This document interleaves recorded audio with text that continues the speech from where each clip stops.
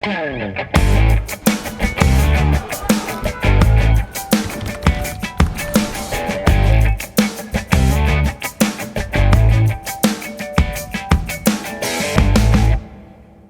programa de hoje, vamos tentar responder a pergunta, no meio de tantas polêmicas e desinformação, que é a seguinte: por que os combustíveis estão tão caros? A culpa é da Petrobras? A culpa é do imposto? A culpa é do presidente Bolsonaro? A culpa foi da corrupção que existiu na Petrobras e por isso justifica a sua venda? Tudo isso e muito mais aqui no programa de hoje, com o Rodrigo Leão, que é economista e coordenador técnico do INEP, esse instituto que desenvolve pesquisas importantíssimas para a Federação Única dos Petroleiros e diversas outras pesquisas nessa área de economia do país. Seja bem-vindo, Rodrigo, ao nosso Espaço Cidadão, você que também é pesquisador visitante da Universidade Federal da Bahia.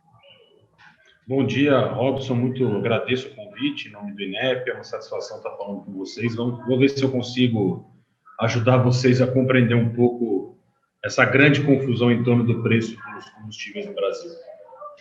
E a primeira pergunta que todo mundo quer fazer: a culpa é do imposto e é por isso que a gasolina está tão cara? Hoje, por exemplo, nós observamos na bomba o preço de R$ 5,67 na capital do Rio Grande do Norte, Natal, por exemplo. Olha, Robson, não. Assim, não. Primeiro, assim, é difícil a gente dizer que há um culpado. Tem várias questões em torno do preço. Então, assim, a gente tem diferentes aspectos que estão influenciando nesse aumento. O imposto é um deles que tem que ser olhado. Mas quando a gente, de alguma maneira, segrega o preço, porque o preço, para as pessoas entenderem bem rapidinho, é composto por vários fatores, né? Então, tem o preço da produção, da importação, tem as margens do posto de gasolina, as margens dos distribuidores, tem os impostos, tem o preço, no caso da gasolina, do etanol, porque o etanol é misturado na gasolina, o biodiesel, no caso do diesel. Então, assim, tem vários componentes que influenciam na trajetória do preço. Mas, sem dúvida, o principal componente que está, vamos dizer assim, puxando essa alta do preço nos últimos meses é o preço da Petrobras. Então, só para te dar um exemplo, Robson, o preço médio do diesel, a gente fez um cálculo aqui, de maio a fevereiro, ele subiu de R$ 3,20 para R$ 3,76, né? Teve um aumento aí de 56 centavos. Desse aumento, né, teve uma queda da margem dos distribuidores do posto de mais ou menos 20 centavos, e o restante, todos os componentes aumentaram. Mas o que mais aumentou foi o preço da Petrobras, que aumentou 60 centavos. Então, os impostos federais e estaduais, por exemplo, nesse mesmo período, aumentaram só 6 centavos. Então, há uma diferença substancial, vamos dizer assim, da parcela... 10 vezes mais, né? O que houve da questão do imposto. Em alguns estados, em relação a ICMS foi algo em torno de 6 centavos. Mas a Petrobras, né, para dar lucro aos seus acionistas minoritários, hoje, que boa parte, inclusive, são até estrangeiros, já não são brasileiros, além dos pedaços da Petrobras que estão sendo vendidos, que são de fora do próprio país e, portanto, não tem compromisso com a nossa economia. Ao invés de 6 centavos, que foi em relação ao imposto, em alguns estados, não todos, no caso do aumento da Petrobras para dar lucro, essas pessoas, o aumento foi de 60 centavos só este ano, é isso? Nesse período que eu falei para vocês, nos últimos 9 meses. E o que é que tem a ver, por exemplo, com a questão do dólar, por exemplo?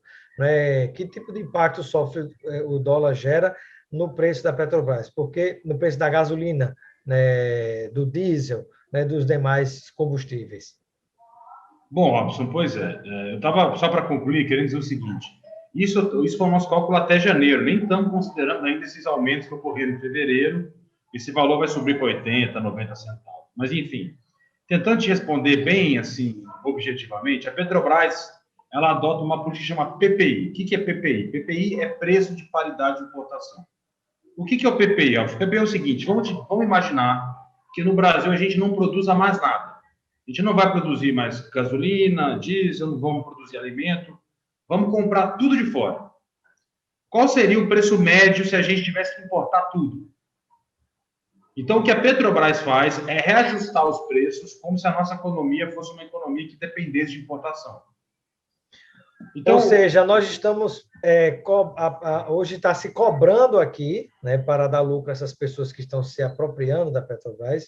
Hoje em dia está se, por exemplo, chegando ao momento de, ao invés da gente fabricar, extrair, né, refinar o nosso petróleo aqui no estado, está se comprando cada vez mais de fora e está se pagando o preço lá de fora por quanto ele é vendido o petróleo. É isso que está acontecendo?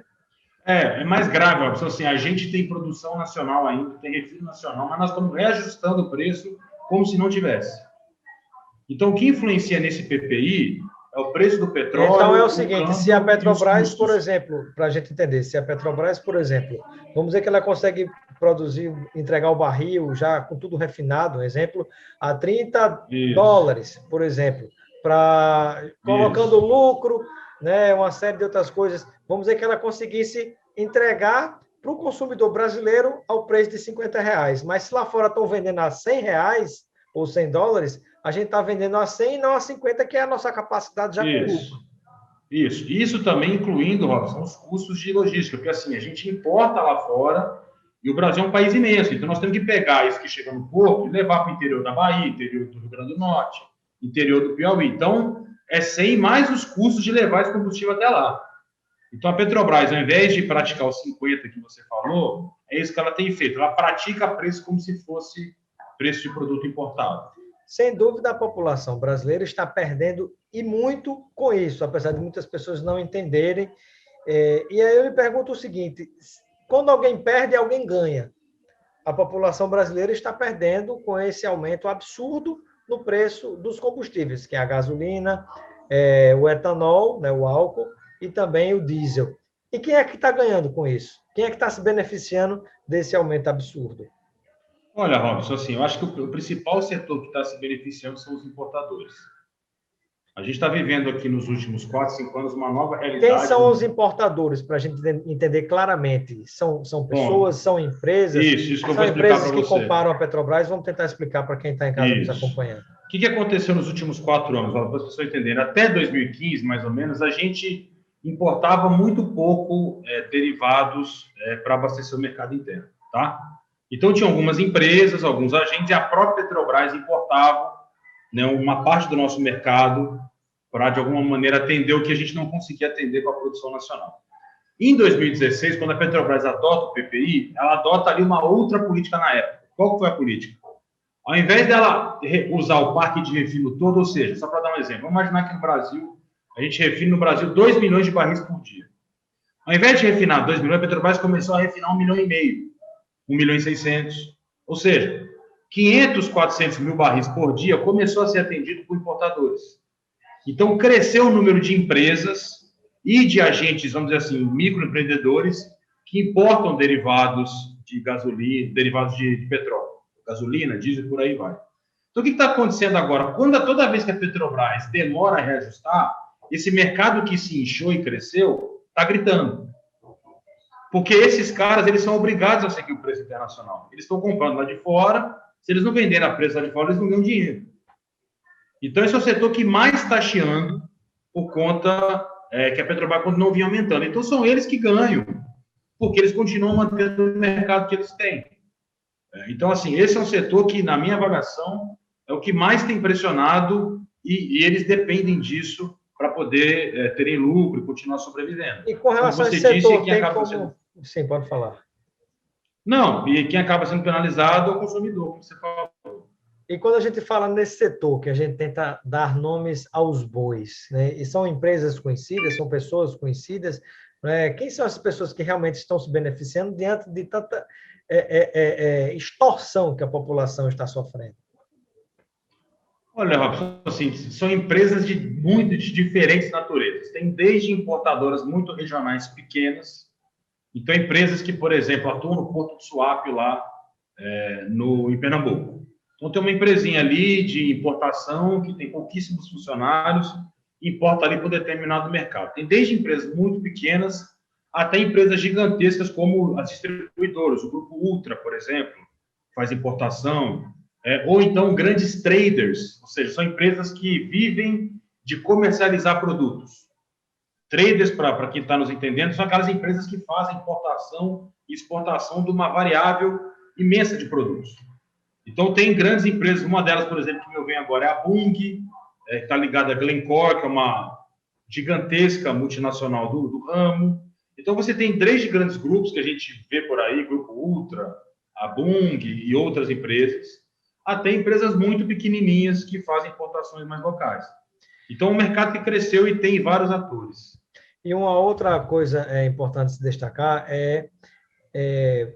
o que é que o Brasil está perdendo com o fato da gente estar diminuindo o nosso refino de petróleo aqui, mesmo tendo petróleo em abundância, mesmo tendo a condição de refinar este petróleo aqui. Eu queria que você explicasse para o pessoal, porque eu me recordo que, por exemplo, ainda até a gestão a última gestão da ex-presidente Dilma Rousseff, por exemplo, a gente refinava em torno de 90% do petróleo bruto aqui no nosso Brasil.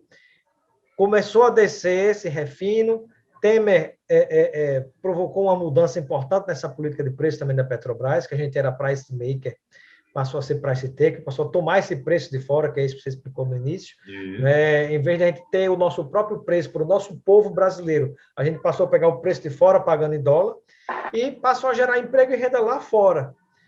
Ao invés de gerar emprego e renda aqui e fazer o combustível mais barato aqui. Então, eu queria que você explicasse para o pessoal que está nos acompanhando esse processo, que hoje me parece que é algo em torno de 70%, né? A gente está comprando fora, refinando aqui e pagando mais caro. Bom, o que acontece é o seguinte, como você bem explicou, Robson, era 90%, na época do governo Temer chegou a menos 70%, tá? Então, e hoje nós estamos utilizando em torno de 80%, 80 e poucos por cento. No último ano, teve um aumento em relação principalmente ao governo Temer. Bom, qual que é o Imagine se a gente tivesse na casa dos 70 hoje, né? A situação estaria provavelmente muito pior. Aí era mais de R$100 o preço da gasolina. Porque aí os importadores teriam mais mercado e provavelmente a situação estaria mais complicada do que está. Bom, Robson, assim, do ponto de vista da indústria do petróleo, tem 2 questões fundamentais, tá? O que grandes produtores de petróleo fazem? Tá? Eles tentam refinar tudo que eles podem no mercado interno e exportam o que não tem. Então, a gente pegar a Arábia Saudita, que é o maior produtor de petróleo do mundo, eles estão investindo lá em refinaria e petroquímica, para eles não dependerem de ter que importar produtos finais. Tá? E aí, o que sobra, eles exportam. E o que acontece em países assim, Robson? Então, quando o preço aumenta, ao invés de eles aumentarem o preço na bomba, eles pegam essa receita que eles ganham com as exportações do petróleo cru, como eles exportam esse excedente, quando o preço aumenta, eles ganham mais dinheiro, tá? E subsidiam o preço interno. Então, eles usam esse dinheiro a mais para não encarecer o preço do diesel da gasolina. Então, esse país, se você pegar o último ano, o preço do diesel na Arábia Saudita estava estável. Não teve alteração no último ano. Então, países que têm grande estrutura produtiva... E é o que acontecia no Brasil antes, né? Isso. Qual que era o problema do Brasil? Aí que eu entrei um pouco. A gente ainda não está nessa situação de ser um grande exportador de petróleo. Nós somos um pouco parecido com o que você falou. O Brasil está crescendo em exportação, porque a gente não está refinando tudo aqui.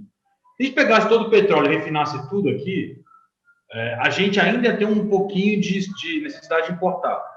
Só que quanto mais, Robson, você produz internamente, você fica menos dependente de importação e fica menos refém do preço internacional. Menos refém. Entendeu? Então, assim, são 2 questões importantes. Uma é que você fica menos refém do preço internacional. Ele é uma variável importante, é bom afirmar isso. Mas você não precisa ficar nessa maluquice de reajustar o tempo todo, tá? E você, Robson, agrega valor à sua indústria. Porque, assim, vender nafta, vender diesel, você ganha muito mais dinheiro do que vender petróleo. Então, refinar petróleo, ter petroquímica, te ajuda a agregar valor ao petróleo.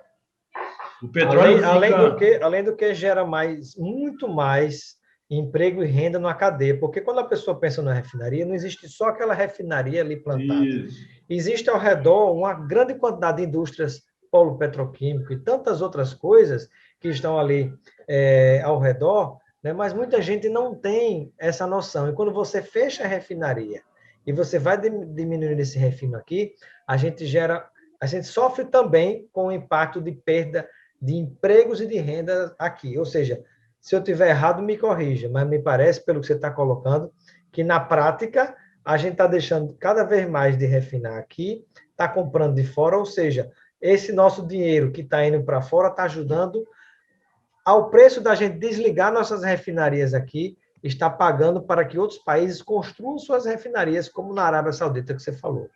Exatamente, é isso. Então, assim, a gente tem um impacto em termos de preço e em termos, é isso, como assim, que a gente chama na economia de agregar valor, né? Ou seja, tornar os produtos que te deem mais retorno financeiro, esses produtos. Então, assim, as grandes empresas de petróleo são empresas que têm muito refino e muita exploração e produção, né? Então, a gente, ao fazer essa opção, a gente cria um problema. A Petrobras, no caso, né? A Petrobras está abrindo mão, os refinos vão continuar existindo. Mas, assim, isso também é uma coisa grave, Robson, só para fazer uma rápida ressalva. Uma empresa que vai comprar a refinaria, ela não necessariamente vai ser obrigada a vender no mercado interno. Pode ser que uma empresa chinesa compre e decida exportar todo o diesel lá para a China, porque a China precisa, por exemplo. Então, assim, você fica menos, também você tem menos controle da distribuição do seu mercado interno. Então, tem vários problemas, tanto de não ter refino, como de privatizar o refino, que muitas vezes as pessoas não têm muita clareza. Sem dúvida. E eu gostaria que você fizesse um comentário sobre o seguinte: muitas pessoas usavam o argumento de que a Petrobras tinha que ser vendida e refinaria e tudo, porque, na verdade, estava havendo corrupção. Isso justifica? A gente aqui no INEP fez um estudo interessante sobre essa questão da corrupção e privatização. A indústria de petróleo no mundo é a indústria que tem maiores casos de corrupção dentre todos os países do mundo inteiro. Isso não é uma especificidade brasileira, né? E o segundo lugar que a gente verificou nessa pesquisa são as empresas de construção civil, que muitas delas prestam serviço para as empresas de petróleo. Então, boa parte dos problemas relacionados à corrupção no mundo, eles estão associados às empresas de petróleo. E o que a gente observa é que os países adotam medidas diferentes para lidar com esse problema. E, em geral, as medidas não estão relacionadas à privatização. Ou tem medidas de caráter regulatório, você tentar melhorar as regulações para evitar esse tipo e a governança, para evitar problemas dessa natureza, e processos e uma punição muito dura para as pessoas que participam desses esquemas. Então, pois assim, né? É como, por exemplo, de repente tem carrapato no boi, aí ao invés de você dar um veneno para matar o carrapato, aí você vende o boi que vale 1.000, vende por 500, isso. E aí depois ainda tem que comprar de novo o leite, a carne, exatamente, tudo que vem derivado daquele boi que era seu e você vendeu não é mais, que você não tem mais poder sobre ele, né? Ao invés de ter matado o carrapato, ou seja, ao invés de ter combatido a corrupção. Lamentavelmente é o que a gente vê. Agora, me parece que há um outro argumento também, hoje em dia, no que diz respeito a esse preço abusivo que está sendo cobrado pelos combustíveis no Brasil, né? E vamos já falar sobre álcool também, né? O etanol. Mas falando ainda sobre a questão do derivado do petróleo, há também a questão de que hoje se justifica que tem que vender as refinarias e vender a própria Petrobras, ou seja, privatizar, porque ela ainda está monopolizando o mercado e por isso haveria uma livre competição, haveria o livre mercado funcionando e isso faria com que os preços baixassem. Isso procede, isso tem fundamento, ou é mais um conto da carochinha? Olha, Robson, assim, é muito difícil. Eu não sou economista que gosta de fazer muita previsão, mas eu posso dizer o seguinte: é muito improvável que isso aconteça. E vou te explicar rapidamente por quê. Primeiro, pelo seguinte: a PUC do Rio de Janeiro fez um estudo muito interessante sobre isso, mostrando como é que uma refinaria no Brasil pode competir com a outra. Para quem não conhece, o refino no Brasil, nós temos poucas refinarias que atendem mercados, cada uma atende seu mercado. Então, nós temos 3 refinarias no Nordeste, temos 2 no Sul, cada uma delas atende a sua região. Então, o que acontece? Vender refinaria da Bahia e vender refinaria de Porto Alegre não faz com que a refinaria lá, Refap, que é a refinaria de Porto Alegre, concorra com a refinaria de Salvador. É mais ou menos para as pessoas entenderem, Robson, como se fosse assim. Vamos imaginar que a gente tem uma banca de jornal só na Bahia e uma banca de jornal só em Natal. Ninguém vai viajar de Natal para comprar revista na Bahia. O cara vai comprar revista, pode ser o triplo do preço. Ninguém vai pegar um voo, ter um trabalho danado para sair de Natal e comprar revista em Salvador, certo? Só se você colocasse várias, digamos assim, várias bancas de revista em cada lugar para existir uma competição de verdade. Ou seja, por Exatamente. refinaria isso jamais vai acontecer. Não se vai Exatamente. construir várias refinarias ao redor de cada estado para ver essa competição. É um exemplo que parece, por exemplo, com o caso que se argumentava na época da privatização das companhias de energia. Você tem a Coelba na Bahia, Rio Grande do Norte, por exemplo, a Cosern. Aí se pergunta hoje, o preço da energia lá em cima, quem é o concorrente da Cosern? Né? Você pode optar por receber energia de um outro concorrente, a não ser que você bota uma placa de energia solar na sua casa. Né? Então, e tem um agravante, Robson, ainda, que eu gosto de exemplo da banca, que eu acho interessante. Além disso, além de ser muito concentrado em vender mercados, as refinarias têm perfis diferentes. Então, o Nordeste é um bom exemplo. A Lubinor, a refinaria do Ceará, produz muito asfalto. Grande produção dela é asfalto. A Renest, em Pernambuco, produz muito diesel e óleo combustível. A Relan produz tudo, mas tem um peso grande de gás de cozinha e gasolina. Então, mal comparando, é como se a gente tivesse uma banca de revista em quadrinho, em Pernambuco, e uma banca de revista, sei lá, automotiva na Bahia. O cara nem vai adiantar ir para a Bahia, porque não tem a revista em quadrinho que ele quer. Ele só pode comprar em Pernambuco. Tá entendendo? Então, assim, além de ser... As refinarias se complementam o perfil de produção delas. Então, a não ser que tenha uma onda de construção de várias refinarias no Brasil, algo que está muito longe de aparecer, é muito pouco provável que a gente veja uma concorrência afetando no preço. Um outro exemplo também é um argumento que se dizia quando foi se vender as empresas de gás da Petrobras, as subsidiárias de gás da Petrobras, né? O compromisso até do presidente Bolsonaro, era o compromisso do ministro da Economia, Paulo Guedes. Então, vai baixar o preço do gás para a indústria e vai baixar o preço do gás para o povo. Né? Hoje, nós temos uma realidade completamente diferente do que se cobra em relação ao gás, seja gás natural ou mesmo gás de cozinha. Exato. Então, e foi assim, tudo vendido, né? É isso. Então, assim, o mercado de energia no Brasil, Robson, de petróleo, de gás, de energia elétrica, ele é um mercado por si só, que a gente chama de quase um monopólio natural, um oligopólio natural, ou seja, sempre vão tem muita dificuldade de entrar atores, e sempre vão ser poucos atores que vão operar e trabalhar nesse segmento. Então, assim, é muito difícil que a gente veja concorrência afetando no preço. Então, assim, o que deve acontecer com a Petrobras é o que a gente já está vendo nos outros segmentos. Você deve ter a transferência do ativo público para o privado e a população não vai sentir muita mudança em termos nem de qualidade, que a Petrobras é uma das empresas que produz o melhor tipo de petróleo, de combustível que tem, e também preço.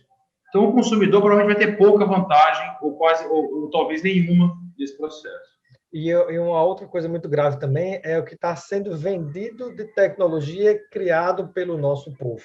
Né? Está sendo entregue tecnologia, digamos assim, sensacional que foi produzida pelo nosso povo, está sendo entregue também, né? Coisa que não existia em qualquer lugar do mundo. E eu lhe pergunto o seguinte, quando a gente fala o preço do álcool, do etanol, ele também está muito caro.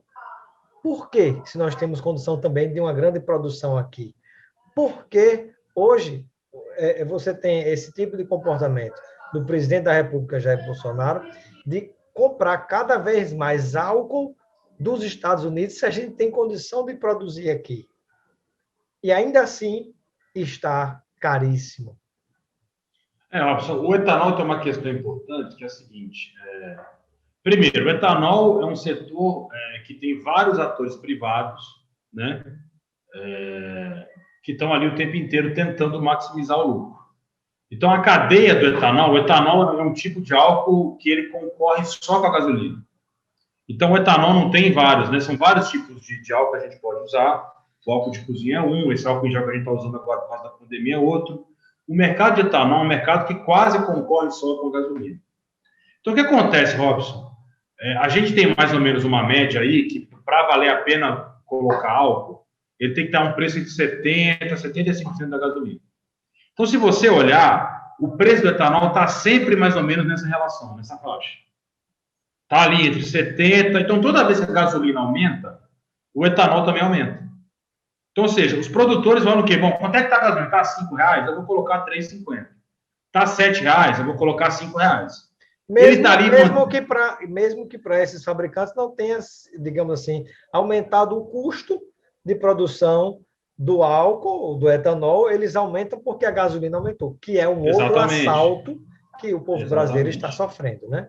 É isso, exatamente, é isso que acontece. Então, assim, é sempre essa relação, porque ele vai continuar tendo o mercado que ele tem e vai ganhar mais dinheiro por cada litro que ele vende. E, mais uma vez, o povo brasileiro pagando. E por que vocês desenvolveram um estudo através do INEP, desse instituto, que presta serviço, por exemplo, né, de informação, de pesquisas para a Federação Única dos Petroleiros, e nesse estudo mostra que, por exemplo, a refinaria na Bahia foi vendida pela metade do preço. Eu gostaria que você confirmasse ou negasse essa informação e respondesse o porquê, caso seja verdadeira. Olha, sim, a gente fez um estudo que a gente chama, né, em economia de valuation, ou seja, determinar o valor real da refinaria, e usando assim, as premissas que a gente utilizou, a gente traçou 3 cenários, Robson. O cenário mais pessimista, a refinaria valeria em torno de 3 bilhões de dólares. Ela foi vendida por algo em torno de 1,7. Então, ela estaria aí algo em torno de 45%, mais ou menos, no nosso ponto de vista, subvalorizado. No cenário mais otimista, a RLAM valeria quase 4 bilhões. Então, a Petrobras, na nossa avaliação, vendeu a RLAM a um preço abaixo do que ela vale. Evidente, óbvio, que assim, esses estudos você tem que usar uma série de premissas, porque o que você faz para as pessoas entenderem? A gente tenta ver quanto é que essa refinaria vai gerar de dinheiro ao longo do tempo e trazer isso para como se fosse hoje. Então, a gente faz essa conta e vê quanto é que a refinaria vale. Nas premissas que o INEP utilizou, a refinaria está sendo vendida de maneira subvalorizada. E é importante saltar, que não foi só o INEP que disse isso. O BTG Pactual fez um estudo, que no estudo deles, o banco BTG Pactual também está subvalorizado, e o XP Investimentos, também outra agência financeira, também chegou à mesma conclusão. Então, para não dizer que é uma coisa só do INEP, outras instituições chegaram a conclusões próximas a que a gente chegou em relação ao valor da RLAM. Além de ser um crime de lesa pátria, né, me parece que supera em mais de 100 vezes os casos de corrupção que foram detectados até então na Petrobras. Sem dúvida, sem dúvida. E há alguma chance desse tipo de coisa ser revertida em um novo governo que assuma no país? Há alguma chance de que esse crime que está sendo cometido com a Petrobras e com o Brasil, com o povo brasileiro, seja revertido? Olha, Robson, assim, eu acho que vai depender muito até onde esse governo vai conseguir avançar na privatização. Se a gente sair desse governo com a venda de todas as refinarias, com a Petrobras concentrada no pré-sal, é muito pouco provável que a gente consiga ter uma mudança da estrutura do setor de petróleo no novo governo. Nós vamos ter aí vários atores privados envolvidos, produzindo, coordenando seus mercados. Assim, nós vamos ter, eu acho, vários desafios regulatórios.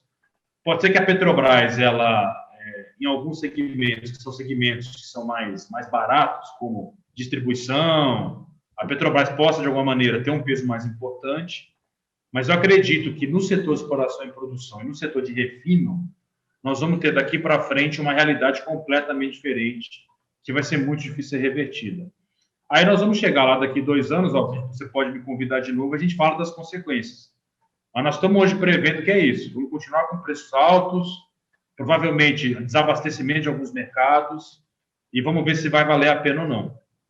E dentro desse quadro que está sendo montado hoje, quais são as perspectivas para o futuro? Né? Seria de mais aumento, de mais prejuízo ao povo brasileiro, ou vai acontecer aquilo que aqueles que defendem a venda da Petrobras tanto dizem, e alguns acreditam, de que o preço vai cair muito dos combustíveis, né? E a gente vai viver uma nova realidade no Brasil liberal? Olha só, assim, sendo muito objetivo, o que eu acho que vai acontecer no mercado de refino do Brasil? Nós vamos ter mercados agora mais regionais, ou seja, o preço do Nordeste vai ser muito diferente do preço do Sudeste. Vão ser atores diferentes e vai ter uma lógica diferente de determinação de preço. E eles não vão competir entre si. Não vão. Então, assim, as empresas que comprarem a RLAM, a Rinest e a Lubinó vai lá coordenar o mercado de asfalto, a empresa da Rinest de diesel e óleo combustível, enfim. Então, nós vamos ter mercados mais regionalizados, ou seja, não vamos ter mais assim movimentos nacionais, porque não vai ter mais uma empresa coordenando o mercado nacionalmente. Aí, o que pode acontecer perante isso? Quando a gente tem esses atores, eles têm um poder de monopólio privado. Mais ou menos, nós vamos fazer o que os produtores de etanol fazem hoje. Vão colocar o preço mais alto que eles podem para aumentar a margem que eles têm. Então, eles tendem a seguir o preço internacional ou tentar, de alguma maneira, manter esse preço no limite mais alto que possa ser mantido. O pessoal brinca muito de energia elétrica no seguinte, que o Brasil reza para chover, para não ter problema de faltar energia. Eu tenho brincado o seguinte, no petróleo nós vamos rezar para a Arábia Saudita não entrar em guerra. Toda vez que tiver guerra no Oriente Médio, o preço disparar, nós vamos ver o preço crescer aqui. Quando não for uma guerra intencional, né? Porque, exato. Na verdade, o dinheiro não desaparece, ele só muda de lugar. Na hora que há interesse em supervalorizar o dólar e o petróleo, né? Como são pequenos grupos, vamos, como você tinha o Trump antes, vamos arrumar uma briga ali do outro lado do mundo, né? Para disparar o preço, porque quem ganha, né? Somos nós, né? E para finalizar, eu lhe pergunto, Rodrigo, algum país do mundo que esteja planejando o seu crescimento sustentável, o seu desenvolvimento econômico, tecnológico, social.